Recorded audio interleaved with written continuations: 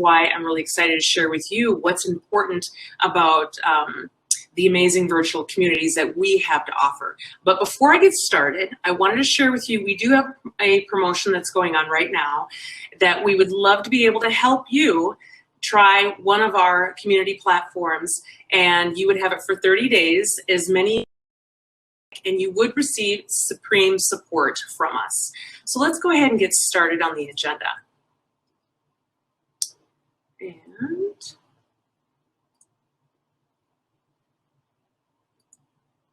so a little bit more about Work Out Loud. As we had mentioned before, we've focused in on connecting the customers, connecting employees and partners. We are a virtual community, although we also have deployed many, I should say hundreds and thousands of online registration sites for actual physical meetings. But unfortunately, with what is taking place right now, our focus has pivoted to focus more so on the virtual aspect. And what we've done is we've created a platform where customers and employees and employees and partners, they're able to facilitate and build the customer communities on their own. So let's just go ahead and talk about the 5 most important things that we believe that you need in order to have a positive customer journey and keep your customer forever. So what we have found is over the years, your customers are actually your best marketers, and they're the ones that actually are the best supporters, as well as helping you with your product roadmap.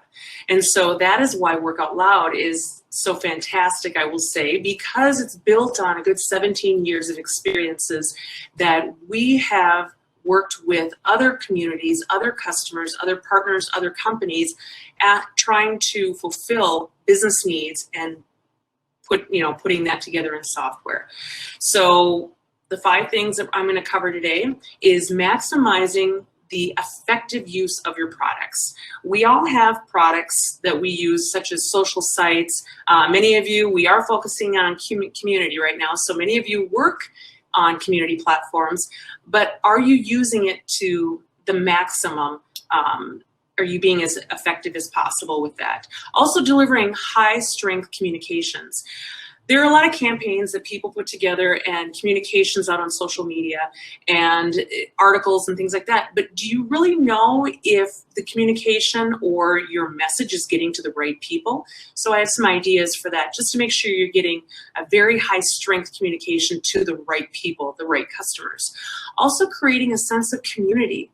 It is important to be the people within the community, so then they have a strong ecosystem amongst themselves. So then they can take advantage of the thought leaders for sharing information and continuing to come back, because it's creating a circle of trust where they know they can get the right answers, and also shorten the process of coming to the right conclusion instead of questioning.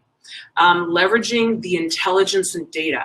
So definitely want to be able to have tools in place so you're able to measure to find out, are people coming to the site?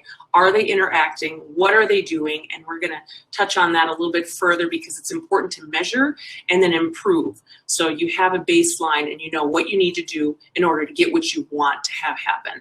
And then, of course, deliver innovative approaches and make yourself, stick out of the crowd, above the fray, and really have people understand that this is where we go to be able to collaborate and connect with each other. I mentioned effective products. Now, we all use social products, or social sites, Facebook, LinkedIn, Twitter, and of course I've seen some amazing presentations today. So there's a lot of excellent tools that are out there.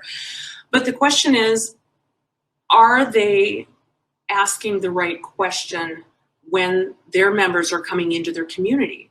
So it is important to be able to ask questions as people are coming into your communities or on your platform, creating a survey, and then return the information real time so people actually have a clear understanding of who are the people that are coming into this community and are they using the product to the fullest.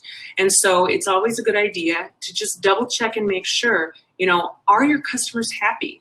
And if they're not, then you need to figure out why they're not and best way to do that, which we have found, is to put together, surveys, receive the feedback, and, to find out.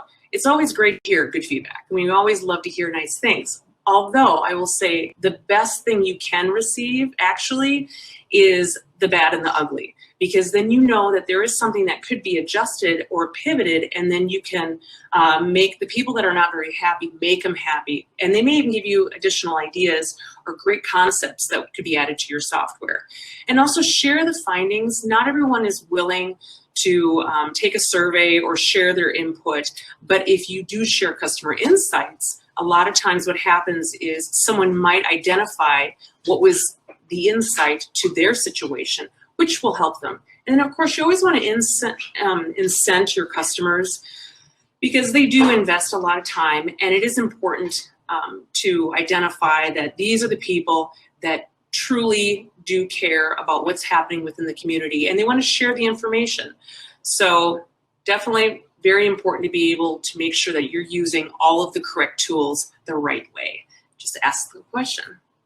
And then the next item we're going to talk about is, I think this is probably one of the most, well, of course, all 5 are very important, but this one also is really important, which is going back to what I had mentioned at the beginning, which is direct communications.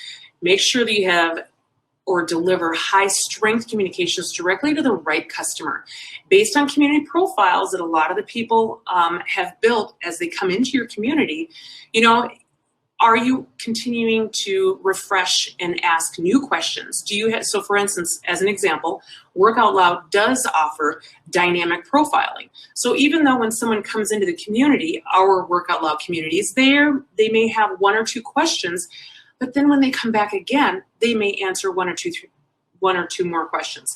Every single time they come back, they may or may not have a question, but what's amazing about that information is I'm able to take that information and identify and interview the demographics of the people that have taken filled out their profiles, and then put them into categories. Once I put them into categories, then I'm able to create messaging based on that demographic, which then allows people to receive the information that pertains to them. And so another item that we do offer within our community platform is people are able to follow communities, people, blogs, content, so that way when there's information that is posted within our communities, those people that have shown interest by following, or I should say subscribing, they will receive that direct information. And it's always important also to include the unsubscribe, because we certainly don't want people to be frustrated, and jobs, roles, companies, things change. So we certainly feel that it's important to make sure that you're managing your spam or the frustration if people don't want to receive anything. So with that said, let's just go to the next one. And this is what I've been talking about. It's really important to have the right content, the right people, and of course at the right time. So we talked a little bit about we continue to talk about community and creating a sense of community within your customer ecosystem. You want to empower your customers and allow them to invite their peers. Now, today, obviously, we are not able to all come together face-to-face, but I'm sure that the majority of the people that are attending this event have gone to conferences face-to-face, and you've met people and you wanted to continue the conversation afterwards because you made a great relationship and you found out that you have a lot of things in common. Well, with a customer ecosystem and allowing people to invite people into the community, it allows them to continue the conversation. And so WorkOutLoud really focuses on what's happening before an event, during an event, and then after the event. So as Bevy has been really great stating, come for the event, but stay for the community. I definitely agree with that 1,000,000%. So, but going back to empowering your customer, inviting people in, and identify the people that are engaging with each other and ask permission to showcase them. Everyone likes to share information, especially thought leaders. If they have great information, it just helps people come to a faster conclusion, and then reach out to the experts that have a voice, and then show some respect to them by encouraging members to follow them or reward them or show appreciation, acknowledge the leaders within the community. And then with all of that activity that's taking place, it's always a great idea to have some type of loyalty programs and badges. I mean, we did see an uptick with our communities when we started offering badges, and because everyone likes to receive a reward, right? And incentives. And so that's where it's just really important to be able to have people come together and have the customers leveraging the customers receiving information because they're going through the same thing, instead of necessarily relying on maybe I will say this, a salesperson or the actual company, when have them leverage the information off of each other. What's also really nice is when you see customer to customer collaboration, you start to see things bubble up and you start to see hot topics, and then you can actually put some campaigns around that. And so then you can further the conversation and invite a thought leader and have a discussion. And then that could even roll into maybe a cadence where you have lunch and learns every Friday that are only 30 minutes, but it's around that topic that those two customers were talking about, because there's more people that may want to discuss it as well. So work the way your customers work. That is the only way that we believe that your customers will truly absorb what you're trying to accomplish, which is offering a community platform for people to continue to communicate, collaborate, and invest in their business and have a better understanding of best practices, thought leaders, but again, put the responsibility within the customer base. So we talked about connecting people and the activities that could take place, but now if we take a look at the intelligence and the data, that's where you're going to find out what people are doing. When are they coming in? How long are they coming into the community? What are they doing? And so then that way you're able to encourage people to follow the groups, so you know that there is interest in videos or blogs or an online registration for possibly webinars that happen every week, whatever it may be. Always encourage people to go and follow things, so then that way you've got your intelligence and data showing that these things are actually taking place. And so, for instance, you want to make sure that you've got KPIs in place. And when you do have KPIs in place, then you're able to actually measure. So, and then of course, execute on the data findings and share them with other people. And, you know, something else is, when are they doing it? Are they doing it once a year? When do you see the spikes within your analytics? Are you seeing people come in at certain times of the day, certain times of the week, month, year? What is it surrounding? Is it around the holidays? Is it around politics? I mean, what is it that's having people start to bubble up and communicate? And then grab that and start putting campaigns around it. And then people will get excited and continue to come back. It's really also important to have an NPS score, because then you're going to be able to identify your detractors, which are pretty much the negative people within the community, or else they're not receiving as much information. You also have the passive and then the promoters. You want the promoters because they're the ones that are going to recommend or suggest your product, your community, your environment to other people, because obviously it goes back to your customers are your best marketers, as well as helping you with your roadmap. But going back to the detractors, if they're not happy, why are they not happy? And that's when you can adjust and pivot and interview them. Ask them, how can we improve? And what we have experienced is, if there's a detractor, we actually request a meeting with them and just really have a clear understanding of why and how can we help. And what's wonderful is they end up being a promoter, because we took the time to invest into them and try to fix the situation. And it just goes back to keeping your customer forever, building that relationship. So this is an example of some of the things that a couple of our customers had said. I mean, obviously there's resources such as LinkedIn and Google, and I think this is Capterra. There's a lot of resources that are out there, because it's always nice to receive a nice email of thank you or show their gratitude, but there's nothing wrong with saying, would it be possible to put this into this area? So I can share it with LinkedIn. I can share it with Google with Google.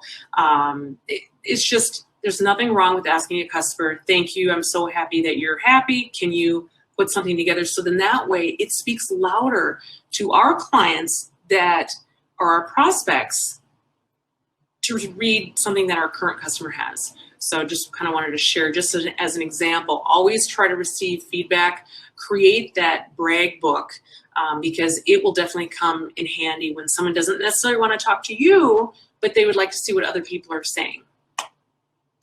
So we also talked about, KPIs. This is just an example I wanted to show you, this is just an example of just a very small micro site within a very large group. And so we are identifying, it's important to know what's happening within the quarter, within the month, within the day, how many followers they have, how many events they've done, because we do online registrations, but now we're just all virtual. And then the email communications that are sent out, or the photos, or the videos, all these things are stored underneath one umbrella within WorkOutLoud. And what it does is it allows the customers to continue to collaborate and improve their business and leverage the thought leaders that are within that community. And then the next slide is just the importance, again, to measure and improve, because you always have room for improvement, especially with software. You're constantly building up software with new technology, and it's always great to actually have something concrete instead of an actual person telling you, as well as the concrete information that is gathered. Innovation approaches. This is kind of interesting to me when I think of innovative approaches, because there is so much technology out there and there is so much wisdom, and so many things have been built around innovative approaches. But I will say, what I think was probably important is just bring it back to the basics. It is innovative to continue to have conversations. You don't want to assume that everything is okay with your customer. So you want to stay engaged with them. There are products out there that help you go through the sales cycle, such as Salesforce. Excellent, fantastic company. They do amazing things. I actually use it myself. Although, once I get them through the door and through the process and the contract is signed, then what? There is a period of time where there's not necessarily some engagement, and that's where community platforms really, really help to continue the relationship and improve the journey, and then keep your customer forever. So keeping content relevant and fresh. I know when things are continuing to be stagnant and continue to roll, people don't see them anymore. So, and show appreciation to the experts and have them feel a sense of responsibility to share that content. I have quite a few thought leaders in my communities where they get excited to share something, and that's where we promote them and we showcase them, and through newsletters or blogs, and they thoroughly enjoy it. And again, it just creates a circle of trust. And then really going back to the basics again, how can I help? If you just ask, how can I help? It's amazing what will come out of someone's mouth. I know that a lot of us are constantly wanting to tell people what we have to offer and how we can help them, and they need our help. But if you just ask, how can I help? It opens up a whole new door of information that you may have not ever had. So that's something I would recommend. And then keep your site nice and clean, simple community interface. With the communities today, even some of the standard social sites, they're so busy with so much information. You do not even know where to click, what to do. It just you get bombarded, confused, frustrated, and then you leave. So you really want to try to keep it really simple, and make sure you have tutorials, or maybe do some drip marketing where you're sending out a communication that just focuses on one little tiny thing that brings them back into the site where they learn a little bit more. So every single time they come into the community, they're going to be more and more familiar. And it's no different than, if you guys remember back when you were going from junior high school to high school, you're like, oh my gosh, I'm not going to find my locker. I'm not going to know what to do. Well, sure enough, day by day, by the 5th or 6th day, you know exactly where to go. You know what to do because you have been shown for a few times. So it's really no different than it's just getting used to something. So the drip marketing really does help. Every day you could send them a little something. Of course, it depends on how you want to do it. You can have it sent out once a week or once a month, however you want to do, but we always recommend that. Don't have someone just look at the entire elephant expecting to eat it. Just eat a little piece at a time.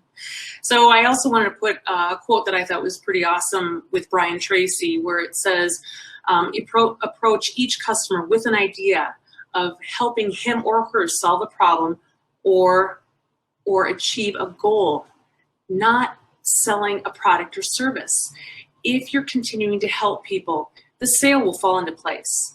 And that's something I actually learned from Startup Grind, because I was a little shout out to Derek Anderson. I was a Startup Grind director for Minneapolis for 3 years, and I learned so much.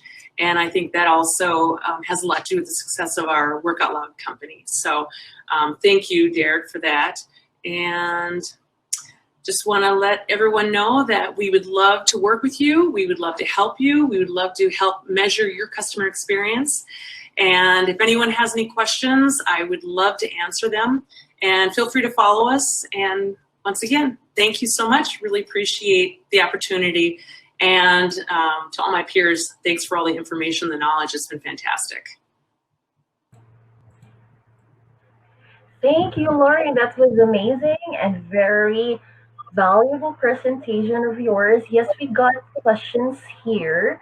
So our first question is from Danny. What tools are you using to track customer feedback? Can you see, let's see here, I'm checking to see, stop sharing my screen. I'm going to show, okay, there we go. Okay, what are we tracking? What are we using to track the customer feedback? Is that okay? Well, what we do is our community platform does have areas.